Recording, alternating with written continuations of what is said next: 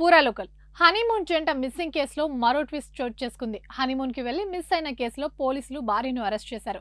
కారణం తన భర్తను చంపేందుకు ఆమె ప్లాన్ చేసినట్టు పోలీసుల దర్యాప్తులో బయటపడింది. మేఘాలయలో కొత్త జంట అదృశ్యమవగా కొద్ది రోజుల క్రితం భర్త రాజా రఘువంశీ మృతదేహం లభ్యమైన విషయం తెలిసిందే. దీంతో కనిపించకుండా పోయిన అతని భార్య సోనం ఆచూకీని పోలీసులు గుర్తించారు.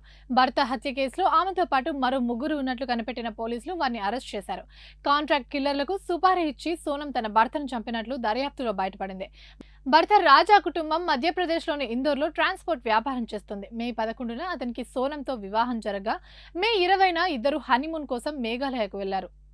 అయితే ఈ జంట మే 22న మౌలాకియత్ అనే గ్రామానికి వెళ్లి అక్కడ ప్రసిద్ధిగాంచిన లివింగ్ రూట్ వంతెనను చూసేందుకు వెళ్లారు. ఆ తర్వాత వారి ఆచూకీ మాయమైంది. వారు మిస్ అయిన 11 రోజుల తర్వాత భర్త రఘువంశీ మృతదేహాన్ని స్రోహాలోని ఓ జలపాతం సమీపంలో లోతైన లోయలో పోలీసులు గుర్తించారు.